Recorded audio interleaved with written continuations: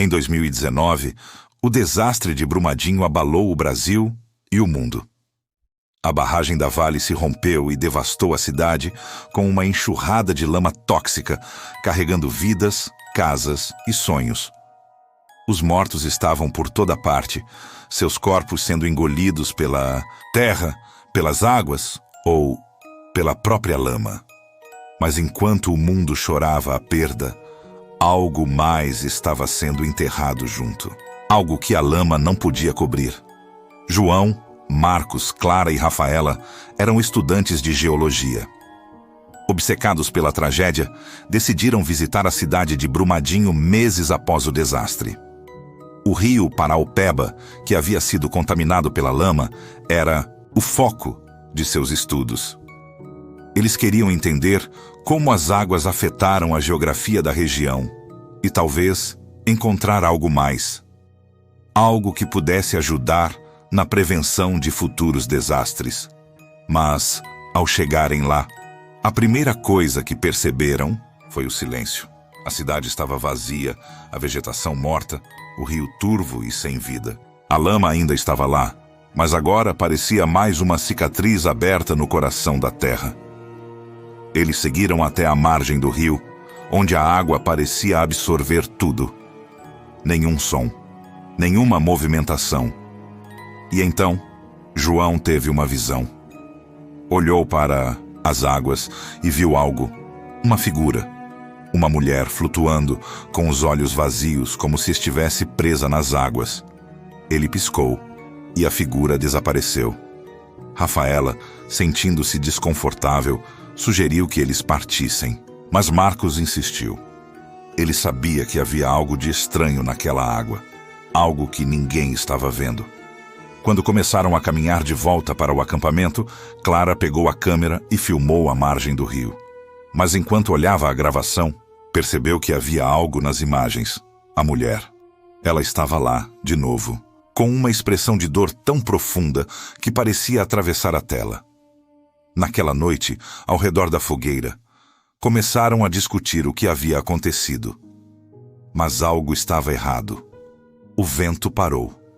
O silêncio foi quebrado por um som estranho, vindo do rio. Um murmúrio baixo, como se alguém estivesse chamando seus nomes. Eles riram nervosamente, pensando que era apenas o vento. Mas o murmúrio se intensificou. E então, a água começou a se agitar. Uma onda repentina, como se uma força invisível estivesse se levantando do fundo. Clara se levantou e correu até o rio. "Eu vou ver de perto", ela gritou. Mas ninguém a seguiu. Quando chegaram à margem do rio, Clara estava de joelhos, olhando para a água. Ela parecia hipnotizada.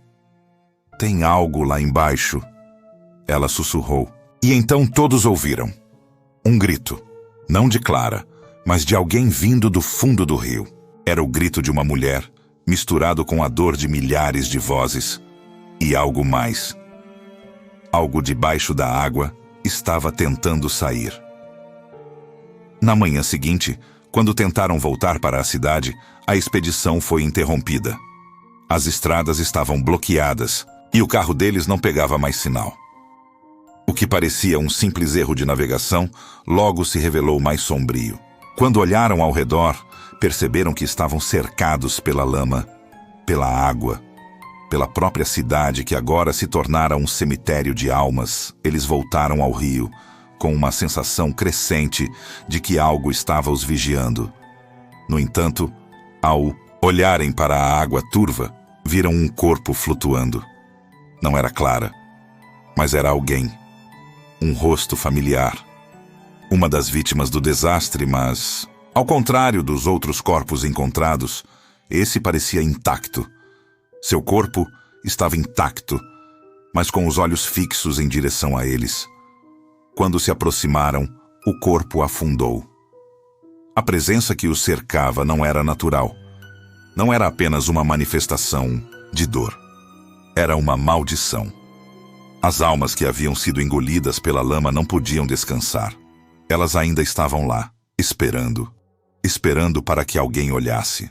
Para que alguém entendesse a verdadeira razão por trás do desastre. E quando Marcos tentou filmar o rio novamente, algo aconteceu. A câmera travou. As imagens começaram a distorcer. E então, uma frase apareceu na tela, escrito com o que parecia ser sangue. Eles não podem nos esquecer. O que eles não sabiam era que, naquele momento, a água do rio estava absorvendo suas almas também. Como se a maldição tivesse se espalhado, tomando mais e mais vidas. E com isso, a história de Brumadinho não acabaria com a lama. Ela ficaria no rio, no sangue e nas águas contaminadas. Aqueles que se aproximassem também se perderiam, se afogariam ou se tornariam parte do sofrimento que nunca teve fim. Rodrigo, Marcos, Clara e Rafaela nunca mais foram encontrados. E até hoje, quem se atreve a caminhar pelas margens do rio Paraupeba ou entra nas áreas afetadas, jura ouvir os gritos das almas perdidas, chamando, pedindo por justiça. As noites em Brumadinho passaram a se arrastar para Rodrigo e seus amigos. Cada passo que davam parecia mais lento, como se o peso da lama e da dor estivesse esmagando as pernas deles. A sensação de estar sendo observado se intensificou. Não eram mais apenas os gritos do rio.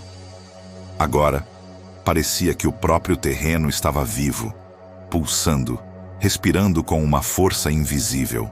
O cheiro da água misturava-se com o de terra molhada e decomposição. Era um cheiro tão denso que parecia tomar conta de tudo. E em cada respiração, Rodrigo sentia um peso crescente em seu peito. Na segunda noite, enquanto tentavam descansar, no acampamento improvisado, eles ouviram algo peculiar. Não era o vento, não era o som das folhas. Era um batimento, lento, ritmado, como um coração pulsando sob a terra. De início pensaram que era a velha mina abandonada perto do rio. Talvez algum ruído das pedras se mexendo. Mas à medida que o som aumentava, mais parecia que a terra sob eles estava viva. Como se o próprio solo estivesse batendo, respondendo aos gritos abafados do rio. Rodrigo se levantou da barraca, sentindo algo gelado subindo pela espinha. O som vinha da direção das águas. Decidiu ir até lá, seguido de Marcos e Clara, deixando Rafaela preocupada. Mas a curiosidade era mais forte do que o medo. Quando chegaram à beira do rio, o som aumentou. Era um tambor, ritmado, vindo debaixo da água. Não eram ondas batendo na margem. Não era o som da correnteza. Era algo muito mais profundo, mais primitivo. Olharam para as águas turvas e, em um momento de angústia, perceberam que a água se movia sozinha. Algo grande estava lá embaixo. Algo que estava chamando por eles.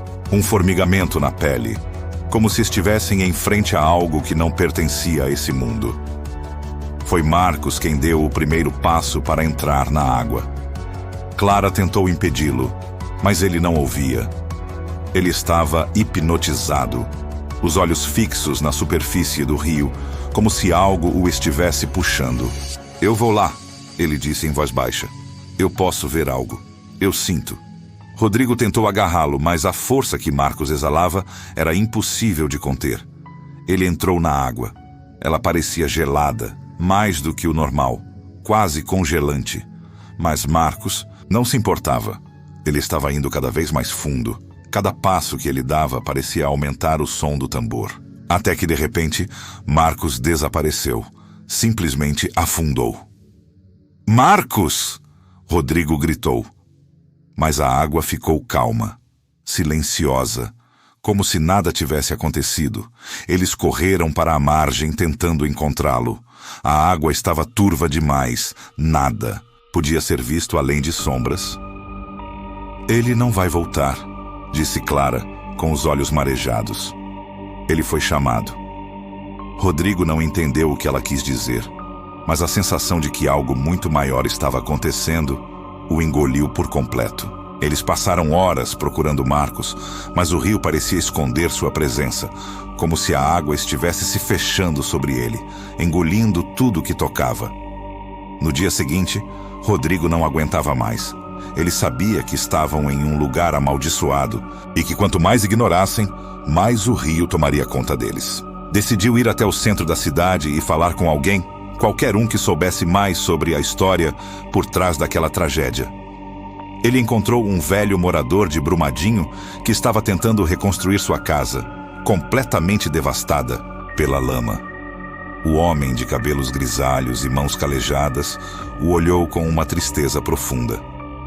"Você não devia estar aqui, rapaz", ele disse, com um olhar sério. "O rio, as águas, a terra. Isso tudo não é só o que você pensa. Não é só a tragédia da barragem. O que aconteceu aqui é antigo. Mais antigo do que você imagina."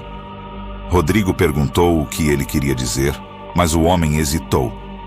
"Eu perdi minha esposa naquele dia. Mas o que é mais doloroso não é a lama, não é a morte. O que dói é saber que tem algo embaixo da água. Algo que foi libertado com o rompimento da barragem. A terra comeu tudo, mas também deu algo de volta." Ele olhou diretamente nos olhos de Rodrigo. "Essas águas não vão parar de crescer até que elas tenham o que querem. E o que elas querem são as almas." Rodrigo ficou em silêncio, sentindo um arrepio subir pela espinha. O velho continuou. "O rio já estava contaminado pela lama, pelas almas que ficaram, e agora está pedindo mais. Não vão parar. Não enquanto tiver gente para alimentar a fome deles." Rodrigo sentiu um nó na garganta. Ele voltou para o acampamento, onde Clara estava sentada à margem do rio, com a câmera ligada. Ela estava gravando, mas seu olhar estava distante, como se estivesse vendo algo que ele não conseguia. "Eu vejo", ela murmurou sem olhar para ele. "Eu vejo tudo agora. Eles estão aqui. Eles não vão embora." Rodrigo se aproximou rapidamente. "O que você está vendo, Clara?" Ela apontou para o rio. "Eles estão chamando. Eles querem entrar na terra. Eles querem o que é nosso." Rodrigo olhou para a água, que estava agitada novamente. Ele podia sentir a presença. Algo estava ali. Algo que não era humano, que não era vivo. Algo que esperava pacientemente pela próxima alma a ser devorada. Naquela noite, eles ouviram o tambor novamente, mais forte do que nunca. E antes que pudessem reagir, o rio se agitou violentamente, as águas subindo em direção a eles. O que vinha debaixo da água não era mais uma sombra. Eram figuras, corpos emergindo, com os olhos cegos, os rostos distorcidos, como se tivessem sido mortos ali, misturados com a lama. E, no fundo, Rodrigo viu um rosto familiar. Não era Marcos, mas parecia ele. Ele viu-se ali, afundado, com a máscara de oxigênio, os olhos abertos, gritando sem som. Ele estava se afogando, se tornando parte do rio. E então ele entendeu. A água não os soltaria. Eles estavam perdidos, como os outros, como todos que haviam sido engolidos pela tragédia. Eles agora faziam parte da fome das águas.